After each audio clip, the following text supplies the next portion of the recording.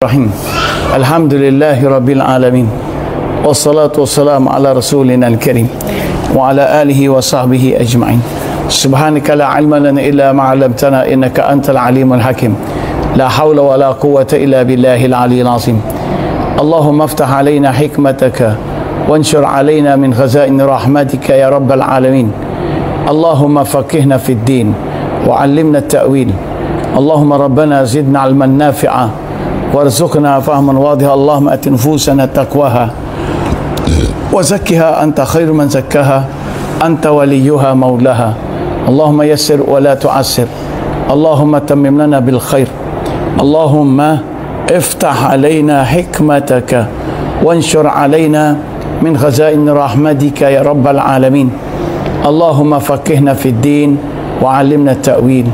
وصلى الله على سيدنا محمد wa ala alihi wa sahbihi wa sallam walhamdulillahi rabbil alamin. Qabbalallahu minkum. Baik, malam ni alhamdulillah kita nak belajar, dia panggil fiqh pengubah suaian genetik. Pengubah suaian genetik, dia panggil yang kita duk panggil dengan istilah GMO. Kita guna istilah GMO. Baik. Jadi dalam bahasa sains tepat dia panggil CRISPR. Ringkasan dia. Jadi kalau baca CRISPR. CRISPR. Okey. Jadi kita nak tengok fiqh pengubahan genetik ini dari perspektif Islam dalam konteks maqasid eskatologi.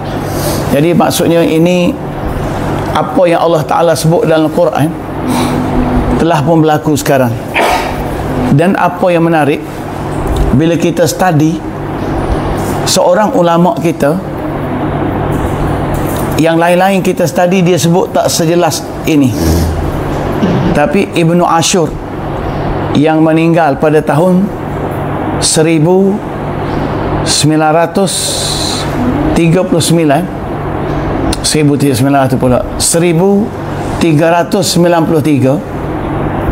tahun 1393 Hijrah, maksudnya dekat 1400 lah.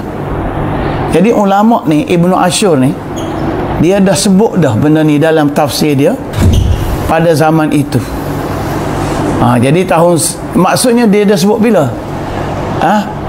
Sekarang ni 1445. Jadi 45 tahun yang lalu, dia sebab ulama moden, dia ada dah sebut dalam tafsir dia. Jadi sini tu tolong cek isu tentang CRISPR ataupun pengubahan genetik ni bermula bila. Sebab tak sempat nak cek tadi. Afi, ambil air kat apa? Air panas. Jadi kita nak belajar dulu apa itu CRISPR. CRISPR. Jadi CRISPR ini dia singkatan daripada Clustered Regularly Interspaced Short Palindromic Repeat. Baru awal. Maknanya tentang pengubahan GMO ni bermula 1970. Kalau 70, sekarang 1000, mana baru 30 tahun. Betul tak? Baru 30 tahun. Jadi baru 30 tahun. Sekarang campur 5, 35 tahun lah. Betul. Sedangkan ulama kita Ibnu Ashur ni dah sebut 50 tahun dulu. Sebab dia meninggal tahun 1393. 1400. Dia dah boleh kesan daripada ayat Quran. Nampak? Nanti kita bincang mana ni. Cuma sebelum tu, mari kita kenal apa itu CRISPR. Clustered Regularly Interspaced Short Palindromic Repeats. Jadi yang ni ada video dia. Nanti kita study dulu secara lebih dekat. Kita cerita semula bagaimana dia susun balik, cluster balik benda tu. Dalam bahasa Melayu, CRISPR ni bermaksud ulangan palindromic pendek, iaitu dia panggil DNA hak pendek tu, dia boleh kerak-kerak, dia ada bahagian-bahagian dia yang dikelompokkan secara teratur dan berselerapi. Jadi dia boleh ulang, hak ada simetrik, dia boleh letak sini, kemudian letak selit balik, kemudian letak balik, susun, lepas tu letak balik, dia boleh susun. Jadi di mana CRISPR ini, kita tak cerita pasal CRISPR malam ni sebab kita nak cerita dalil dulu, ya?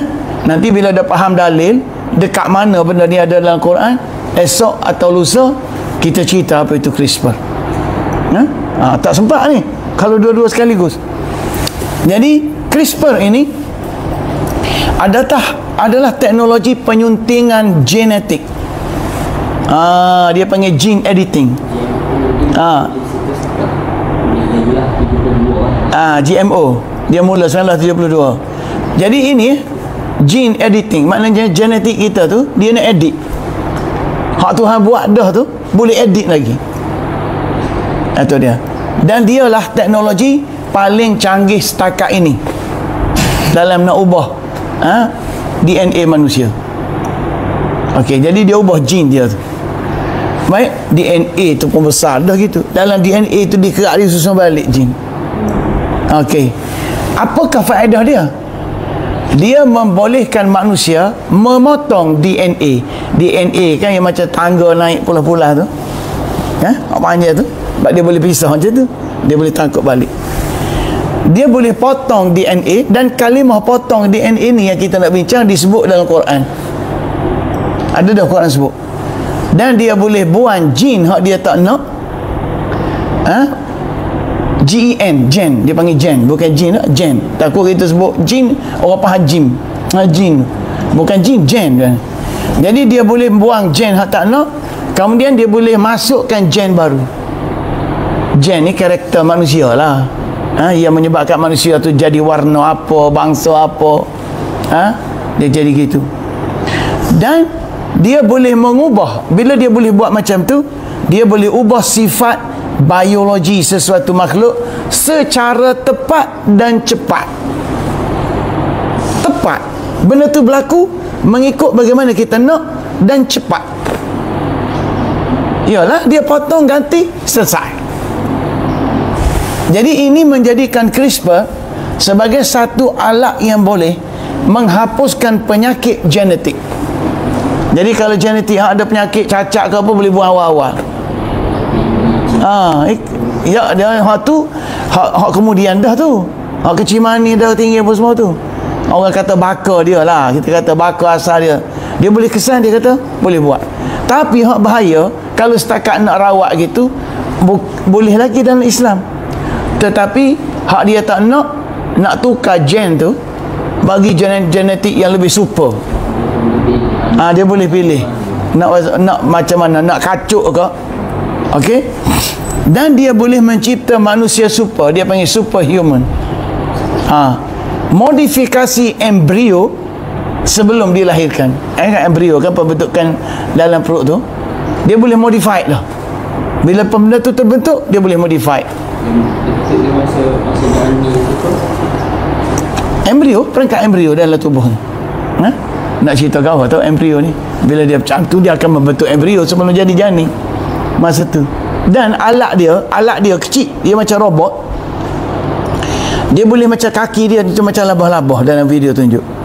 Lepas tu benda tu terbang, pergi duduk dekat lubang mana-mana dia nak, dia boleh injek masuk DNA yang dia nak dalam tu. Lepas tu dia boleh tukar kerak.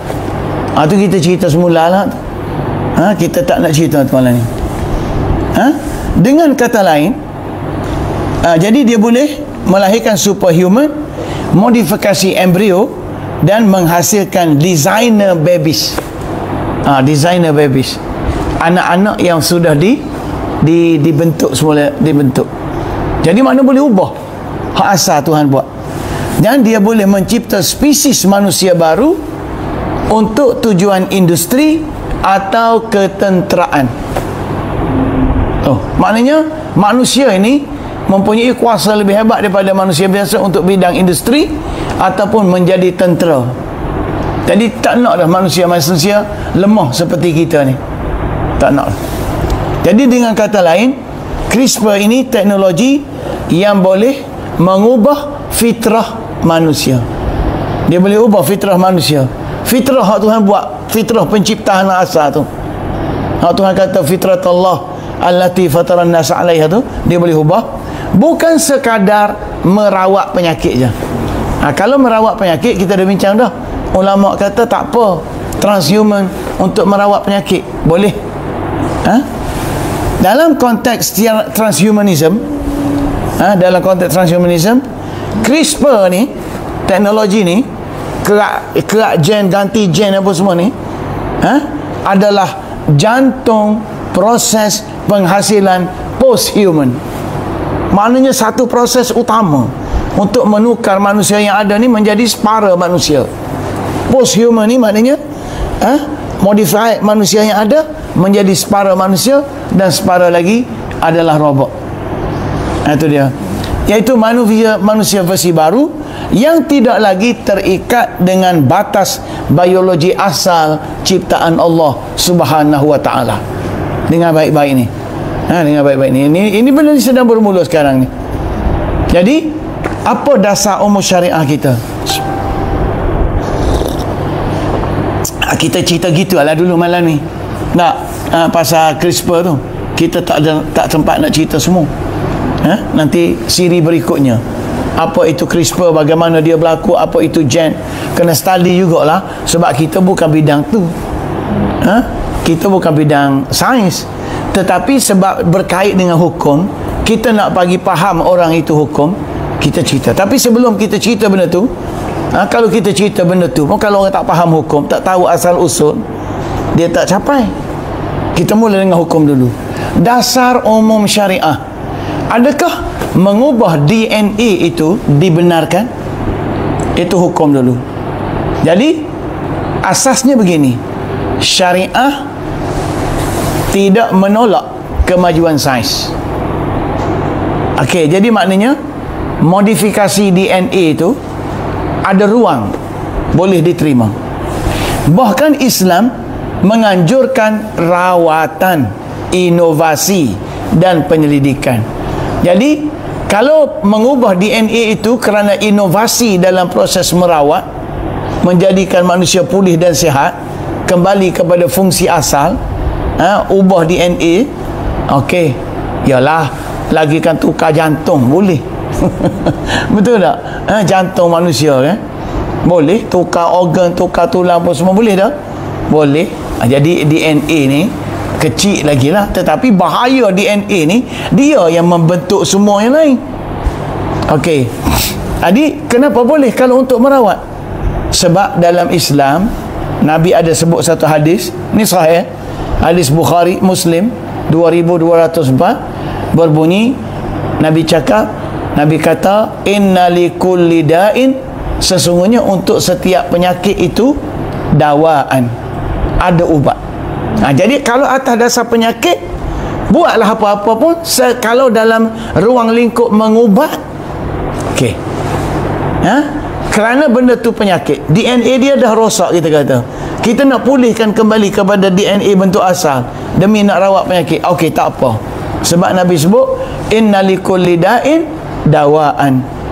Bahkan Nabi cakap, fa idza usiba dawa'un adda'a, fa idza usiba dawa'un adda'a, bila sesuatu ubat itu dititip ataupun diletak pada tempat penyakitnya, bari'a bi iznillah. Okey, dengar baik-baik, bari'a bi iznillah, maka sembuhlah, akan sembuhlah penyakit itu dengan izin Allah. Dengar baik-baik, dalam hadis ni Nabi sebut beberapa terma.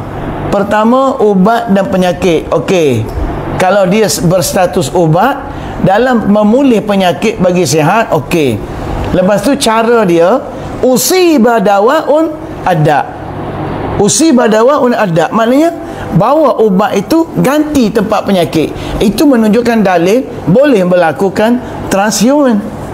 Boleh. Ataupun kita kata proses gen tadi, penukaran gen apa semua untuk memulihkan genetik, okey, bolehlah untuk memulihkan tu, okey, katakan. Sebab tu dia kata faiza usiba, bila dikenakan, bila usiba tu maknanya proses menggantikan lah, boleh, okey. Tetapi syarat dia tidak sampai melanggar kehendak Allah. Bari'a biiznillah. Dia kena sembuh, dia akan sembuh dengan izin Allah. Apa mana sembuh dengan izin Allah? Bermaksud kita tidak akan keluar atau melangkau sempadan asal yang Allah Ta'ala buat. Kita tidak sampai mengubah ciptaan Allah Ta'ala. Lepas tu ada satu hadis lagi berbunyi begini. Hadis ini sahih juga, dikeluarkan oleh Ibn Hibban. Nabi SAW ada bersabda, Nabi kata, ma anzalallahu azza wa jalla da'an. Dengar baik-baik, kalau boleh sambil dengar tu kita hafal terus hadis ini. Tadi Nabi kata inna likulli da'in dawaan, betul tak? Kita selalu dengar orang duk baca yang tu ya, likulli da'in dawa, berhenti setakat tu. Dia ada lagi, fa idza usiba dawaun ad-da'a, fa idza usiba dawaun ad-da'a bari'a bi iznillah. Itu kena sebut tu. Bila penyakit tu kena pada tempat, ubat kena pada tempat penyakit, dia akan sembuh dengan izin Allah. Okey. Lepas tu hadis yang kedua, Nabi kata ma anzalallahu azza wa jalla da'an. Tidaklah Allah azza wa jalla itu menurunkan apa-apa penyakit. Jadi maknanya penyakit ni dia datang dari atas. Dia bukan datang daripada tubuh kita saja. Tubuh kita ni cantik dah. Dia datang daripada atas langit mana. Arti apa tu? Kalau dalam satu hadis lain, penyakit ini sebenarnya dosa-dosa manusia. Dosa-dosa manusia sama ada mengumpat ke apa semua sekali. Bila perbuatan tu diangkat ke langit, lalu perbuatan tu tidak diterima oleh malaikat, tidak dapat diterima, lalu Allah Ta'ala hantar turun balik dalam bentuk serangga atau penyakit. Ada hadis tu. Dan pernah baca hadis, apabila dia turun dalam bentuk ulat, ulat itu akan memakan daun-daun kayu dan tumbuh-tumbuhan. Itu. Jadi illa anzalallahu ma anzalallahu azza wa jalla min da'in da'an, apabila tidaklah Allah menurunkan apa-apa penyakit, illa anzalalahu dawaan, melainkan Allah menurunkan juga untuk penyakit itu ubat. Jadi maksudnya apa nama ni, penyakit ke apa semua sekali daripada Allah. Itulah dari atas tu maknanya daripada Allah, dan ubat pun daripada Allah. Okey. Jadi apabila ubat itu tidak daripada Allah, nak ubah ciptaan Allah tak boleh. Maka Nabi kata ma anzalallahu azza wa jalla da'an illa anzalalahu dawaan. Nabi kata, maka bila Allah Ta'ala turun, Nabi sebut apa? Alimahu man alimahu, akan tahulah siapa yang tahu, wa jahilahu man jahilahu, tetapi tak akan tahulah siapa yang tak tahu. Jadi makna ubat ni tak semua orang tahu. Boleh? Okey. Jadi jika kita tengok kepada dalil umum ini, maka dari sudut fiqh, pengubahsuaian genetik, dengar, pengubahsuaian genetik untuk tujuan rawatan adalah harus, tapi dengan syarat macam ni. Pertama, tidak mengubah fitrah yang Allah Ta'ala buat. Fitrah asal kita tu tidak diubah. Okey, kita ikut skrip yang kita buat supaya tak jauh sebab masa tak cukup. Yang kedua, tidak membawa mudarat yang lebih besar. Tidak membawa mudarat yang lebih besar. Yang ketiga, dengan baik-baik, tidak mengubah keturunan secara radikal, nasab. Jadi tak boleh ubah. Jadi contoh, kalau kita bangsa Melayu, kita tukar genetik sampai lahir anak bangsa Inggeris, bangsa Negro, ada kan duk buat pembedahan apa semua sekali tu. Jadi itu sampai mengubah keturunan. Maksudnya begini, Kita ambil genetik orang lain, campur. Pernah tengok ada lembu kacuk, lembu GMO tu, kambing-kambing apa semua tu. Itu kita akan bincang dalam ayat berikutnya. Sebab dia ada bak tebuk telinga. Bak tebuk telinga tu masalah katanya ada kena-mengena dengan awik. Dulu kan kelun, lembu kelun dulu. Pengkelunan. Tebuk telinga tu pengkelunan, ada kena-mengena. Nanti kita bincang semula. Banyak tak larat nak bincang. Jadi sekarang ni biri-biri dikelun dengan anjing pun ada, dikelun dengan babi pun ada. Tu jadi biri-biri gemuk tu. Baik. Jadi dengan syarat jangan ubah fitrah asal, tidak mudarat, dan jangan hilang nasab dan keturunan. Sebab nasab dan keturunan itu termasuk dalam maqasid syariah yang kita kena jaga. Okey, sekarang kita nak bincang dalil apa yang melarang pengubahan genetik melampau. Dalil apa? Dalil ni qat'i. Sebab apa qat'i? Dia qat'i dari segi dalalah dan qat'i juga dari segi lafaz. Terang. Dia sebut terang-terang. Jadi dalil ni kita dah bincang dah dalam ayat kita sebelum ni, iaitu dalam firman Allah yang berbunyi wa la'anahu Allah, bila Allah Ta'ala la'na syaitan, wa qala, syaitan kata la attakhizanna min ibadika nasiban mafruḍa. Kita bincang ayat tu je dulu malam ni, ayat 118. Dalam ayat ni ada banyak keratan-keratan yang menunjukkan projek syaitan. Jadi dia kata la attakhizanna min ibadika nasiban mafruḍa, di mana ketika syaitan sudah dilaknat oleh Allah Subhanahu Wa Taala, maka sebaik sahaja dia dilaknat. Dan kenapa dia tu nanti kita bincang. Sebaik sahaja dia dilaknat, dia cukup jealous. Dia cukup jealous dan dia cukup sakit hati. Kerana Allah Ta'ala memberi kelebihan kepada Adam sebagai khalifah. Nanti kita dengar bagaimana hati syaitan itu tersakiti.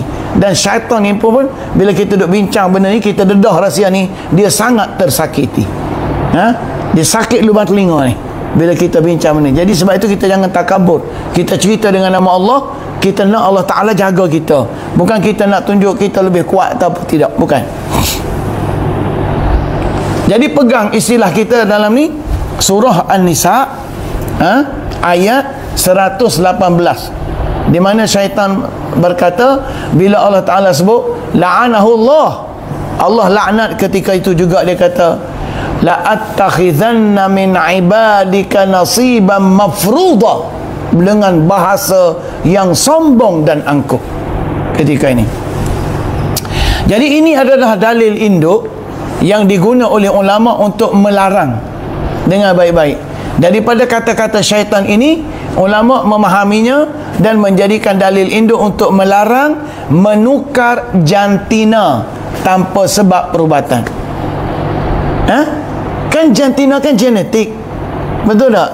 Genetik lelaki lain, genetik perempuan lain. Bila kita tukar jantina, kita mengubah genetik. Dari transgender, dia nak lawan benda ni. Itu sebab transgender itu adalah kafir, kufur. Kufur. Tapi puak-puak ni, dia buat dalil, dia kata apa? Nak buat macam mana? Mereka juga makhluk Allah. Mereka juga yang dicipta oleh Allah. Jangan kita menghina ciptaan Allah. Ini dia tukar dia punya ayat keling dia tu. Tetapi dengar, kalau transgender, jantina itu kita nak tukar kerana sebab-sebab perubatan dan diakui oleh doktor, boleh. Macam mana? Contohnya seseorang itu dilahir dengan ada dua kecenderungan. Pada dia ada kecenderungan lelaki dan ada kecenderungan wanita. Maka di situ kena jumpa doktor Muslim yang soleh, yang amanah, yang jujur. Dia buat investigate, dia cek orang tu, dia kena nilai dari segi dominan antara kecenderungan lelaki dengan wanita, mana lebih cenderung. Kalau dia cenderung kepada lelaki, maka boleh buat pembedahan, tukar genetik dia, daripada ada wanita, tukar biar lelaki. Tak apa. Tu. Jadi yang tu boleh. Yang tu boleh. Tu dia panggil untuk tujuan merawatan. Ada sepupu. Okey. Ataupun dengan sini, ulama juga daripada ayat ini melarang menukar rupa secara melampau. Kan berlaku kan di Korea, bagaimana suami dia terkejut bila dia kahwin tu dapat anak tak cantik seperti isteri dia. Tapi isteri tak bagi tahu. Dia pergi cek dengan doktor, memang betul anak dia. Tetapi kenapa rupa tak ada, orang panggil rawak, kita panggil meh lah. Betul tak? Tak ada rawak muka ibu bapa. Rupanya bila cek rekod ada pembedahan plastik. Akhir suami rasa tertipu, cerai. Sebab tak jujur, masa kahwin tak bagi tahu. Tu. Jadi sebab itu tak boleh pembedahan menukar rupa secara melampau atau menambah penciptaan baru yang tidak wujud asalnya. Tu. Orang perempuan nak jadi lelaki, dia boleh buat pembedahan, letak alat kelamin lelaki. Jangan kita mikir dia boleh buat jadi tak jadi, tak tahulah, kok pandai dia lah tu. Kita pun malah nak fikir. Tapi ada dia nak buat tu. Dah. Dan yang kita nak bincang ni modifikasi genetik melampau. Jadi CRISPR ni yang bertujuan mencipta spesies manusia baru. CRISPR ni dia bukan nak tukar lelaki perempuan dah gitu. Dia nak buat makhluk baru tu. Spesies baru manusia. Yang tadi kuat, boleh jadi industri hebat, boleh jadi tentera hebat. Kalau hebat tentera dia macam mana? Tembak tak mati. Tu ada dalam filem. Pernah tengok dia cerita macam mana dia tukar genetik ni, lahir tentera yang super, tembak tak mati, tak sakit. Captain mereka. Tu.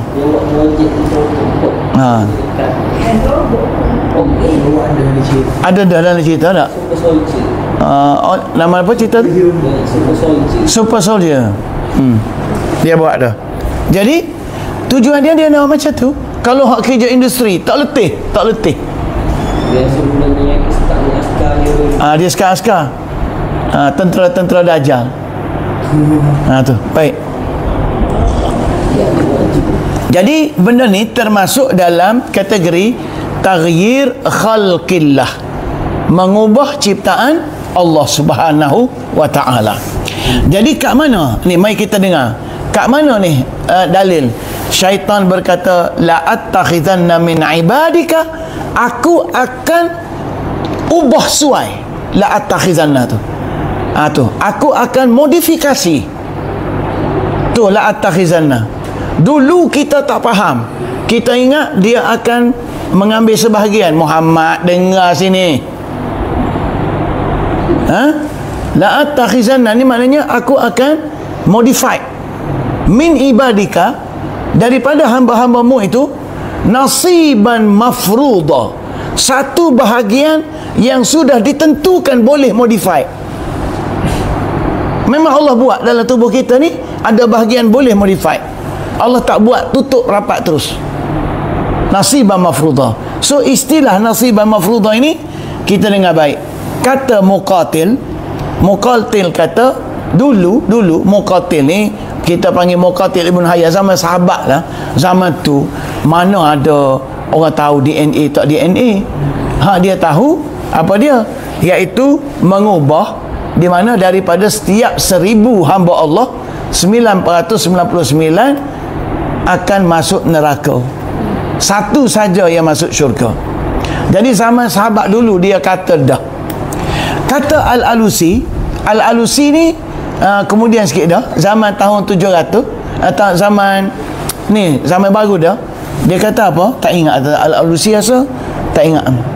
Tak apalah, cek lepas ni. Dia kata apa? Maksud modifikasi di sini ni, dengar sini. Al-Alusi. Zin, tengok Zin. Al-Alusi tahu apa? Mufassir tafsir Al-Alusi. Tak sedap, tak tahu, tak ingat. Rasa tahun 1300 ke 1200.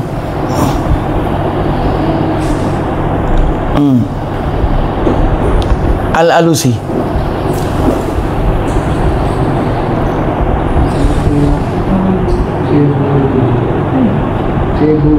Ha. 1252. Jadi baru lagi daripada Ibn Ashur. Maksud, sebab tu dia boleh tafsir. Dia kata apa? Kalau 1252 tu dekat tahun apa? Baru dah. 1200 awal dia lagi ya. Sebab Ibn Ashur 1400. Sorry, silap. Mana nak tengok? Iyalah, Al-Alusi 1252 Hijrah. Maksudnya dia dulu lagi daripada Ibn Ashur. Ibn Ashur 1400. Dia boleh cakap mana? Dia kata gini, maksud modifikasi situ, akhzu syai' ala wajhil ikhtisas. Ini kehebatan orang belajar bahasa. Padahal masa tu orang tak cakap pun pasal tentang CRISPR, tentang genetik. Dia kata apa? Akhzu syai' ala wajhil ikhtisas. Modifikasi sesuatu benda dalam bentuk yang spesifik. Itu dia maksud. Jadi maksud dia di situ dia ada proses al-fardu al-qat'un, iaitu ada unsur menggerak. Dia sebut dah ada unsur kerak dan potong. Itu situ. Jadi dia kata benda ini disebut kepada qadar tertentu. Dia ada qadar tertentu daripada juzuk tertentu, kita kerak dia untuk keluar dia daripada yang selainnya. Bijak ulama kita. Dengan bahasa dia tu dia boleh tafsir. Zaman ni baru kita faham. Zaman kita ni 1447. Dia 1200. 200 tahun dulu.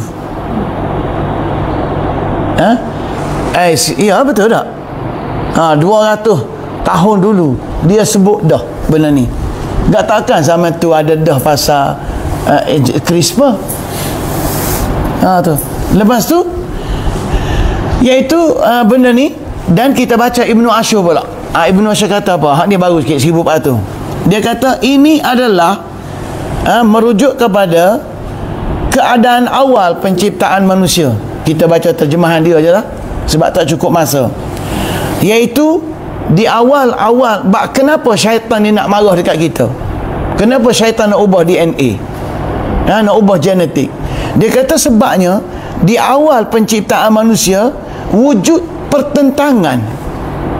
Maknanya ada konflik, dia panggil tanafur al-ahwal, satu perbezaan kondisi di antara sifat-sifat syaitan dengan keadaan semula jadi manusia. Itu punca syaitan dengki kepada kita. Jadi Tuhan buat manusia dalam bentuk yang di luar jangkaan syaitan. Tu. Jadi bila syaitan duk fikir, sebab dia bangsa jin, dia fikir lebih kurang je Tuhan buat lain, jadi dia marah. Itu dia. Maka disitulah bermulanya timbul permusuhan, daripada sebab pertentangan bentuk penciptaan tu. Deki sungguh syaitan ni. Ini dia. Maksudnya dia rasa tak boleh ada orang yang lebih hebat daripada dia. Maka, dan juga punca dia, apa yang Allah bina sebagai sebab-sebab untuk mempertahankan maslahat manusia. Jadi dalam tubuh manusia ni Tuhan letak satu protector untuk jaga kemaslahatan manusia di dunia. Jadi daripada protect daripada apa? Protect daripada disentuh oleh kekuatan syaitan dengan cara yang membawa kehancuran. Itu yang syaitan marah tu. Dalam tubuh kita ni ada satu protection. Tuhan protect diri kita daripada disentuh. Jadi ada alat. Mana Tuhan letak satu alat untuk protect diri. Cuma tinggal Tuhan serah kepada kita nak guna alat tu macam mana. Situ syaitan dia marah. Jadi genetik yang nak diubah ni, CRISPR ni, dia nak tukar alat tu. Okey. Jadi Allah Ta'ala letak alat tu daripada disentuh oleh syaitan. Kenapa? Kerana syaitan telah diharamkan daripada meraih keredaan Allah Ta'ala. Sebab bila dia tak sujud kepada Adam tu, maka Allah Ta'ala sudah tutup ruang untuk dia. Tak ada taubat lagi untuk dia. Jadi bila tak ada taubat untuk dia, dia kalah lah. Sebab sebelum ni dia cukup beribadat, cukup taat dan istimewa di sisi Allah Subhanahu wa Ta'ala. Jadi dengan sebab dia tengok, wah, manusia ni ada unsur protection yang kuat, jadi kita kena ubah dan musnahkan sistem protection tu. Tu sistem tu, maka itu dia nak ubah. Jadi di situ maka syaitan juga dihalang daripada mencerobohi ruang-ruang kebaikan. Jadi syaitan tak boleh nak interrupt dengan sebab sistem tadi. Kecuali ada ruang dia boleh ubah, iaitu pada kadar peluang yang diambil kesempatan oleh kekuatan syaitan melalui kecenderungan semula jadi. Dengar, kecenderungan semula jadi ni dia panggil mailul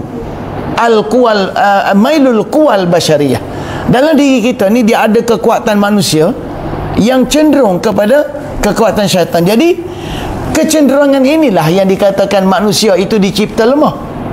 Dia panggil potensi lemah, iaitu manusia ni Tuhan beri alat untuk protek diri, tetapi dalam diri dia ada kecenderungan untuk dia cenderung kepada pengaruh syaitan. Jadi di situlah, maka ruang-ruang kecil untuk manusia cenderung itulah tempat syaitan mencuri peluang untuk menjalankan kerja-kerja dia. Dengar molek ni, kita ngaji bab diri kita ni, dia panggil khulas. Kalau kita ngaji dalam bahasa Arab, ruang-ruang kecil itu dia panggil khulas. Khulas ni maksudnya begini. Kalau kita tutup pintu, tiba-tiba ada lagi desiran angin boleh masuk ikut tingkap. Jadi bila kita bawa kereta, kita akan seperti dengan siulan, menyebabkan gangguan. Ruang-ruang itulah yang syaitan akan ambil. Dan inilah apa yang Allah Ta'ala tunjuk di dalam firman-Nya. Allah Ta'ala kata, qala hadza siratun. Dengar, dia kata kepada Nabi, hadza siratun mustaqim. Jadi sirat mustaqim tu, inilah dia maksud sirat mustaqim. Apa dia? Kekuatan protection yang ada dalam diri manusia. Dan Allah Ta'ala kata, hadza siratun alayya, wajib ke atas aku beri kepada manusia untuk selamatkan manusia. Jadi sewaktu syaitan kata nak goda tu, Allah Ta'ala jawab, inna ibadi, hamba-hamba aku ini, laisa laka alaihim sultan, kamu tidak ada kuasa pada mereka, illa man ittaba'aka, melainkan orang-orang yang telah mengikutmu, minal ghawin, daripada orang-orang yang menyimpang atau serong, sesat. Dengar baik-baik, kita tak cukup masa ni, kita cerita sikit-sikit je. Jadi itulah dia, semua itu adalah kelembutan. Tu, dengar ni. Jadi semua dia kata tilka altafum minallah. Jadi maksudnya satu kekuatan untuk menjaga diri manusia yang Allah letak dalam diri kita tu, dia panggil kelembutan Allah, latifah Allah, simpati Allah, rasa kasih Allah yang Allah Ta'ala telah cipta dan letak dalam sistem kehidupan manusia sejak mula penciptaan. Tetapi dia maka dengan sebab benda ini maka dengan sebab kekuatan sentuhan simpati Allah dalam bentuk kita panggil tadi apa, unsur-unsur protection tadi yang kita sebut, dia panggil dalam istilahnya dia panggil ni az-zawd tu masalih al-bashar. Jadi di situ Allah Ta'ala letak dalam diri kita az-zawdi, iaitu satu benda yang boleh protect kita. Tetap dengan sebab benda tu, bila kita ada, apa jadi pada kita? Kita akan boleh menang. Kebaikan akan menang dalam diri kita. Dengan sebab latifah Allah tadi, yang Allah letak melalui genetik tu. Kat mana? Pada genetik tu Allah letak benda tu. Satu kecenderungan, fitrah yang kita panggil tu. Jadi dia akan menyebabkan kebaikan akan dominan pada kebanyakan manusia di sepanjang masa. Jadi syaitan tak suka. Sebab apa dia tak suka? Sebab kerana kita dia masuk neraka dan dia tak boleh taubat lagi. Tetapi kerana apa Tuhan tak mau ampun dia? Sebab dia degil. Dia degil. Sebab itu kita nak bagi tahu, ibadat kepada Allah ni tak penting mana, tapi akur kepada Allah di balik ibadat tu yang lebih penting. Banyak mana kita ibadat kepada Allah, tapi kalau hati kita keras dan sombong, ibadat kita tak ada guna. Sebagaimana iblis, banyak ibadat tapi hati keras dan sombong, tak mau tunduk. Sebab itu kita iyyaka na'budu wa iyyaka nasta'in. Hanya engkau aku tunduk, hanya engkau aku minta tolong. Makna itu lemah lah tu. Dan itulah cara kita nak protect diri kita. Maksudnya apa? Iyyaka na'budu wa iyyaka nasta'in.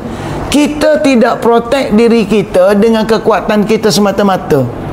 Walaupun Tuhan sudah letak dalam diri kita tadi kecenderungan, tapi kita mesti bergantung dan minta tolong kepada Allah. Jadi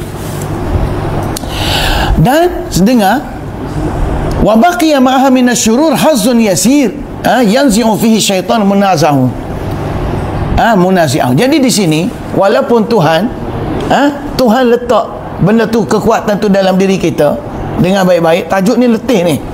Tajuk ni nak buat pun penat, nak cerita pun penat. Jadi Allah Ta'ala kata apa? Tetapi masih ada sedikit bahagian kejahatan yang kekal dalam diri kita. Yang tu Tuhan sebut fa'alhamaha fujuraha dalam Quran sebut. Fujur tu sikit je, tetapi Tuhan letak protection, taqwaha. Taqwaha tu lah yang menjaga kita itu. Jadi cara dia, qad aflaha man zakkaha. Akan berjayalah orang yang menyucikan unsur takwa tadi. Jadi cuma sekarang ni secara saintifik, dekat mana tu takwa ataupun kita panggil protection tadi tu ada? Rupanya pada gen yang membentuk fitrah kita, kecenderungan kita, dia duduk kat situ. Maka sebab tu genetik kita ini kena jaga dari sudut pemakanannya, pemikirannya, pengajiannya, ataupun kerja buatnya, kecenderungannya, kena pantau benda tu. Sebab itu termasuk dalam takwa. Dengan baik-baik ya. Benda ni saya cerita rengkah-rengkah je ni. Okey.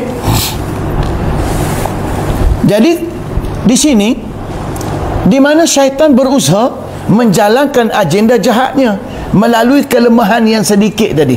Dalam tubuh manusia tu dia ada kelemahan. Jadi hari ni kelemahan yang sedikit itulah yang cuba dibuang. Dengar baik-baik.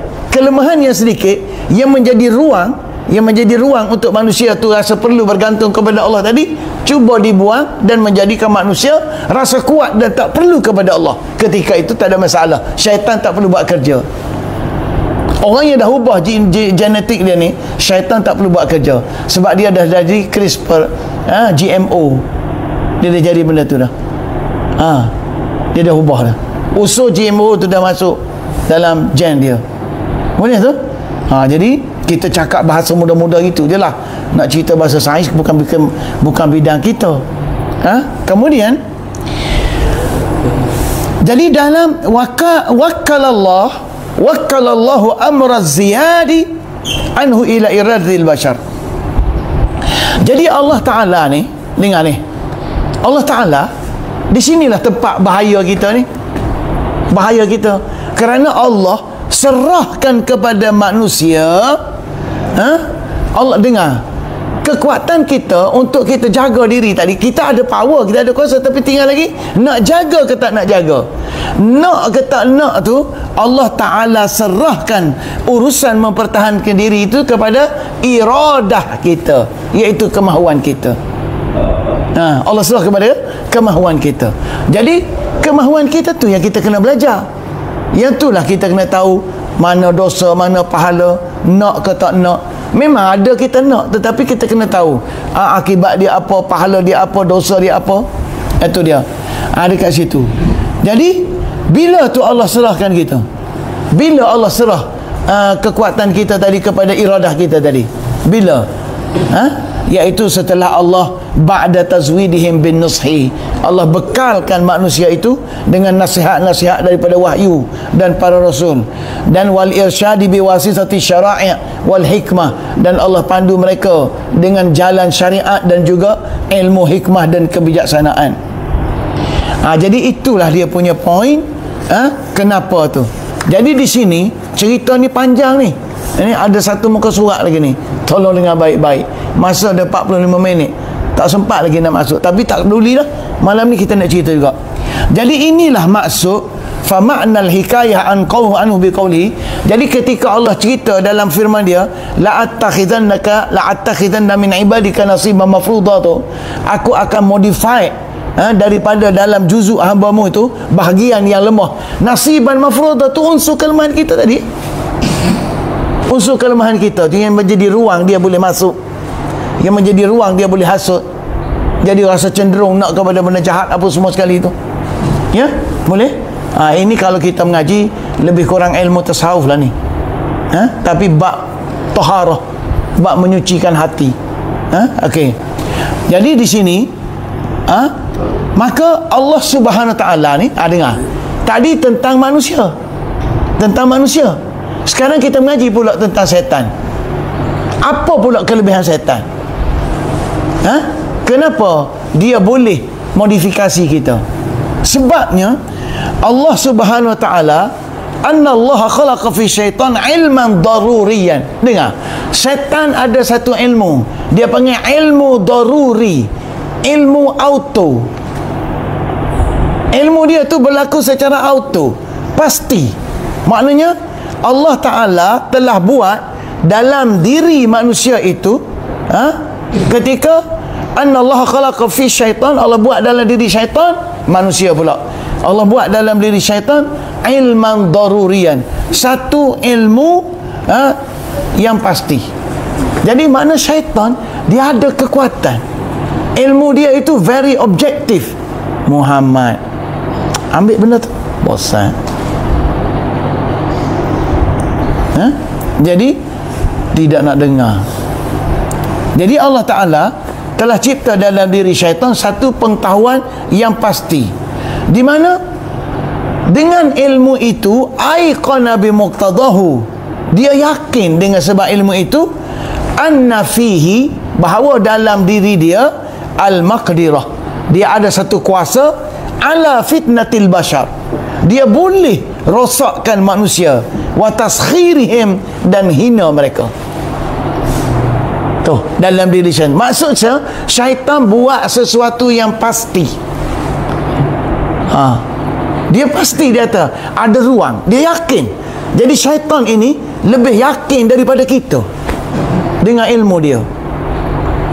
Kita ni mengaji tapi tak yakin, sebab tu kita buat silap selalu. Syaitan tak buat silap, dia istiqamah menyesatkan manusia. Itu, dia tak pernah tak istiqamah untuk menyesatkan manusia, sebab dia yakin dengan ilmu dia. Maka wakanat fi nizamil bashar, dan di dalam sistem tubuh badan manusia ni dia ada furas, ada ruang-ruang kelemahan, ada ruang-ruang kelemahan, tadkhulu fi khilaliha, yang mana dalam ruang-ruang kelemahan tu boleh masuk melaluinya asaru fitnati syaitan, kesan-kesan fitnah syaitan. Jadi syaitan boleh masuk ke situ. Fazalika huwan nasibul mafrud. Itulah apa yang dimaksudkan sebagai nasib mafrud, iaitu satu bahagian yang telah ditentukan lemah untuk syaitan menggoda kita. Jadi syaitan tahu. Sebab tu bila dia kata la attakhizanna min ibadika nasiban mafruḍa, dengar, bila syaitan kata la attakhizanna min ibadika nasiban mafruḍa, aku akan guna dari kalangan hamba-Mu itu, aku akan memanfaatkan dari kalangan hamba-Mu itu nasiban mafruḍa, satu bahagian yang telah ditentukan oleh-Mu, ruang untuk aku musnahkan mereka. So sewaktu syaitan kata gitu, dia kenal kita ni sampai ke genetik. Bukan dia kenal nama, kenal rupa saja, tak. Dia kenal semua sekali. Itu dia panggil an-nasib al-mafrud. Jadi senang kata gini, an-nasib al-mafrud tu genetik. Tu dia. Dahsyat ayat ni. Jadi sahabat setuju ke tak setuju? Dia kata ada talian diganggu, sabarlah. Kita pun dah pakai talian baru, modified semua sekali dah ni. Sabar. Jadi maksudnya, apa makna an-nasib al-mafrud tu? Iaitu al-maj'ul. Dia memang telah dicipta bifardillah, dengan ketetapan Allah dalam diri manusia, wa taqdirihi, dan takdir Allah, fi aslil jibillah, pada asal-asal kecenderungan manusia. Jadi mana asal-asal penciptaan manusia ni? Allah sudah buat siap dah. Dalam diri kita ada satu ruang untuk syaitan memusnahkan kita. Dengan baik-baik sahabat, dengan baik-baik. Ini bukan main-main, bukan biasa-biasa ni. Okey, faham tak? Lepas tu kita perasan tak masa syaitan kata depan Allah tadi, dia kata apa? La attakhizanna min ibadika, aku akan ambil daripada hamba-Mu itu, min ibadika, dari kalangan hamba-Mu tu nasiban mafruḍa, bahagian tu aku akan manfaatkan bahagian tu. Jadi dengan sini dia guna hamba-hamba-Mu, bahasa dia ni bahasa paling kurang ajar, bahasa paling biadab, seolah-olah dia tu seperti bukan lagi hamba Allah. Tapi ulama kata iblis tak adalah sampai tak mengaku dia hamba Allah, tetapi sebab bencinya dia kepada hamba Allah yang taat ini, Adam ni, maka dia akan memusnahkan. Dah tak apalah, dah mereka je hamba kamu, aku akan musnahkan hamba kamu. So hati-hati dengan syaitan, hati-hati dengan iblis, kerana dia tahu dekat mana dia nak rosakkan kita. Sebab itu lama dah dia rosakkan genetik kita melalui pemakanan, melalui kecenderungan, melalui muzik dan bunyi, betul tak? Melalui filem, betul tak? Melalui ilmu. Jadi semua tu bersifat indirect, tidak sampai kepada nasiban mafruḍa. Hari ni dia boleh masuk direct, pergi dekat nasiban mafruḍa tu, genetik tu dia boleh rosakkan. Okey, jadi apa sebab iblis tadi cakap gitu? Itu dia panggil khabathatit tafkir. Dia bercakap tadi, la attakhizanna min ibadika nasiban mafruḍa itu, ibadika tu, hamba-hamba-Mu tu, bukanlah iblis tak mengaku dia hamba Allah juga, tetapi kerana jahatnya otak dia, teruknya rosak otak iblis tadi, maka benda tu terpacul di mulut dia. Jadi mana nak cerita, kita ni bila kita rosak, kita tak payah duk sembunyilah. Bahasa kita menggambarkan otak kita. Sebab tu terbaik apa dia? Kita diam dulu. Kalau perlu jawab, baru jawab. Jangan cepat nak jawab. Boleh? Okey. Jadi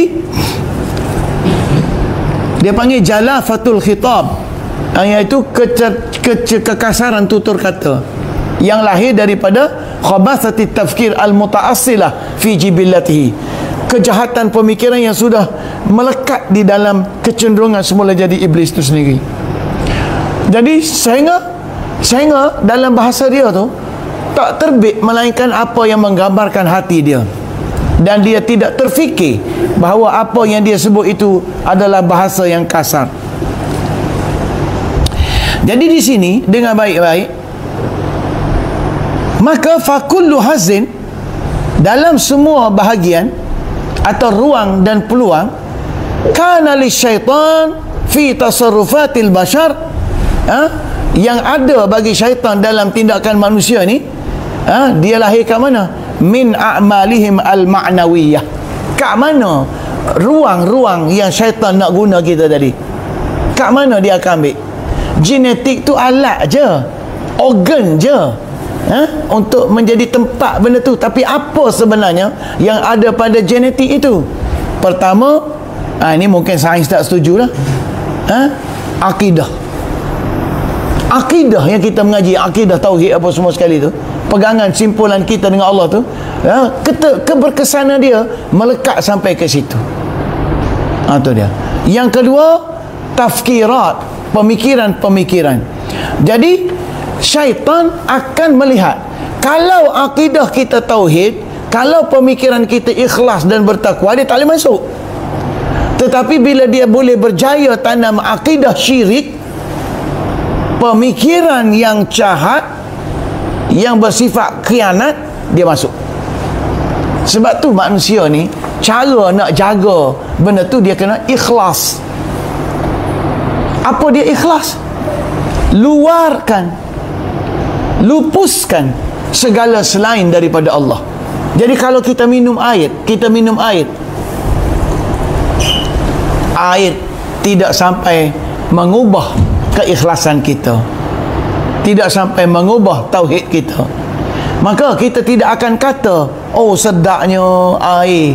Kita tak akan kata kalau dari segi tasawuf. Kita akan kata apa? Alhamdulillah, syukur nikmat Allah. Kita akan kata gitu. Air sedap ke tak? Maka sebab itu, kalau orang itu dia makan makanan kerana sedap, bukan kerana itu rezeki Allah, orang tu genetik dia tak berapa nak molek. Dia punya fitrah dia tak berapa nak betul. Orang itu kenapa? Merah ni, okey. Jadi kalau kata orang tu dia ada duit, dia pun rasa stabil. Bila tak ada duit, dia risau dah. Itu menggambarkan nasiban mafruḍah dia tu tidak protected. Nasiban mafruḍah dia tu terbuka kepada akidah yang salah, pemikiran yang salah. Waktu itu iblis akan masuk. Ini yang Abah selalu sebut, cari akidah, cari akidah, koyak akidah, tembus akidah, berlubang akidah. Ini dengan baik-baik.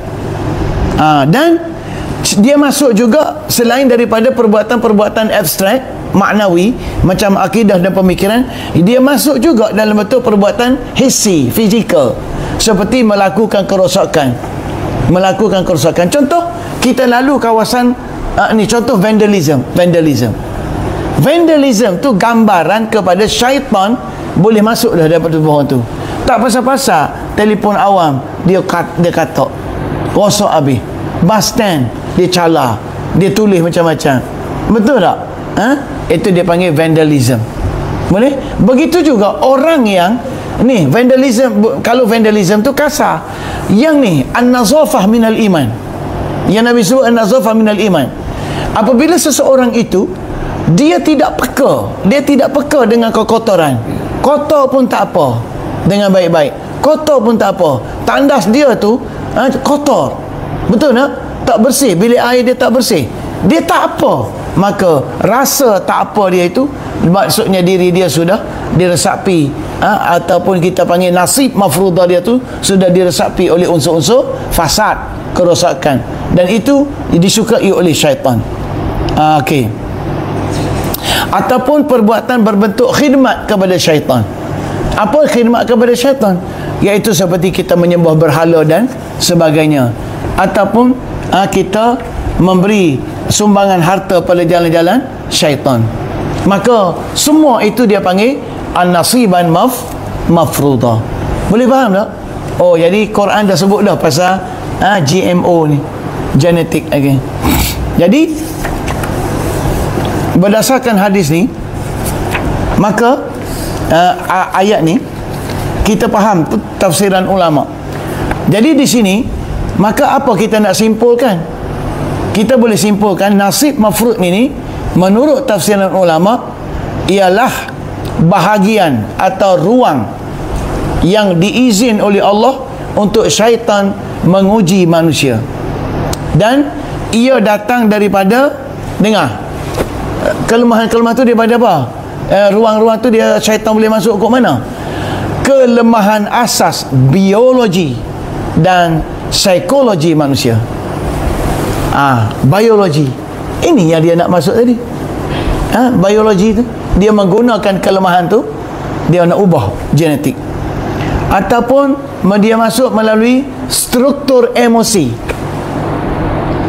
yang tadi kan kita bincang tadi, abstrak tadi. Atau dia masuk melalui keinginan. Keinginan kita, kita ingin benda-benda di luar kemampuan, kita ingin mewah. Atau dia masuk melalui syahwat birahi, syahwat ni nafsu. Atau dia masuk melalui kognisi. Kognisi ni hubungan kognisi kita dengan orang lain. Asal benda tu tak ada masalah, tengok orang ada, kita pun terkesan tu. Ataupun kecenderungan berfikir. Ini semua nasib mafruḍah. Kita cenderung untuk berfikir yang bukan-bukan, cenderung nak bunuh, cenderung nak curi bila terdesak. Ataupun ruang kelalaian atau kekurangan perhatian. Sebab itu tak boleh suka sangat, hiburan banyak sangat, ataupun kurang perhatian, tak boleh, dia akan masuk. Ataupun kelekaan, kealpaan terhadap zikir dan syariat. Zikir Allah tak banyak, solat tak buat, syariat tak belajar, tak berti. Dengar baik-baik ni, banyak benda ni yang menjadi ruang. Jadi untuk makluman, ia semua yang kita sebut tu, semua yang kita sebut itu bukanlah kekuatan mutlak syaitan. Syaitan tak kuat pun, tetapi benda-benda tu dia panggil ruang-ruang mikro. Ruang-ruang mikro dalam fitrah manusia yang boleh dimasuki syaitan jika manusia membenarkannya. Jadi syarat nak tutup ruang tu apa dia? Tuhan bagi kita satu clue. Inna ibadi laisa laka alaihim sultanun. Sesungguhnya hamba-hambaku tidak ada bagi engkau pada mereka itu power. Jadi apa sebenarnya ubudiyah? Jadi kita kena mengaji pula lah bab ubudiyah. Apa dia ubudiyah? Ketundukan mutlak hanya untuk Allah, kesudian mutlak hanya untuk Allah, keinginan mutlak hanya untuk Allah, kecenderungan mutlak hanya ingin untuk Allah Subhanahu Wa Taala. Semua tu kita kena buat untuk Allah Subhanahu Wa Taala. Boleh tu? Boleh faham tak? Ini dia punya kedudukan. Jadi ingat, semua benda mesti untuk Allah. Hatta makan untuk Allah, tidur untuk Allah. Ini mengaji sekarang ni untuk Allah. Kenapa kita buat syarahan macam ni? Untuk Allah Ta'ala.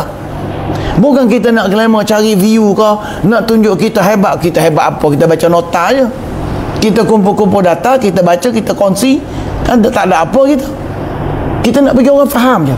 Lepas tu manusia selamat daripada syaitan. Itu tujuan kita. Ingat, syaitan tidak berkuasa, tetapi dia menunggu ruang kecil kelemahan untuk masuk. Ruang inilah yang digelar nasib mafruḍ tadi. Jadi DNA kecil ke tidak? Biologi, itu dia boleh ganti kat situ. Genetik, DNA tu besar dah. Gen dia tu yang nak dimasuk, gen itulah yang kita panggil. Jadi dengar baik-baik. Sekarang bagaimana ruang ini menjadi platform fitnah? Jadi menurut Ibnu Ashur, syaitan mempunyai pengetahuan daruri yang pasti bahawa manusia boleh dipengaruhi. Syaitan tahu manusia boleh dipengaruhi, di mana sistem kejadian manusia bukan sempurna seperti malaikat. Ia punya emosi. Ni ruang-ruang kita ada emosi, kita ada ghaflah iaitu kelalaian, kita ada nafsu, dan kita ada imajinasi. Kita bukan macam kereta. Jadi ruang-ruang inilah tempat syaitan menyelit dalam hidup kita. Syaitan tidak boleh mencipta, betul, syaitan tidak boleh mencipta, tetapi dia boleh manipulasi apa yang sedia ada. Maka inilah yang kita panggil psikologi fitnah. Psikologi fitnah. Jadi kita ada banyak keping nota lagi. Kita kena sambung bahagian kedua, hubungan dengan transhumanism dan CRISPR. Macam mana nasiban mafruḍah tu, kita nak tengok perkaitan dia dengan CRISPR tadi. Tak sempat malam ni, kita berhenti setakat tu dulu sebab sudah 1 jam. Cukuplah. Nanti kita sambung bahagian kedua dalam siri berikutnya. Bismillahirrahmanirrahim. Alhamdulillahirabbil alamin. Wassalatu wassalamu ala rasulina al-karim wa ala alihi wa sahbihi ajma'in. Subhanaka la ilma lana illa ma 'allamtana innaka antal alimul hakim. La haula wa la quwwata illa billahil aliyyil azim. Allahumma anfa'na bima 'allamtana wa zakkirna minhu ma nasina wa 'allimna minhu ma jahilna. Allahumma tammil taksirana fi ada'i wajibina fi ada'i wajibatina wa qada'i a'malina. Allahumma ati nufusana taqwaha wa zakkiha anta khairul man zakkaha anta waliyuha maulaha. Rabbana atina fid dunya hasanah wa fil akhirati hasanah wa qina adzaban nar. Wa sallallahu ala sayyidina Muhammad wa ala alihi wa sahbihi wasallam. Alhamdulillahi rabbil alamin. Taqabbalallahu minkum.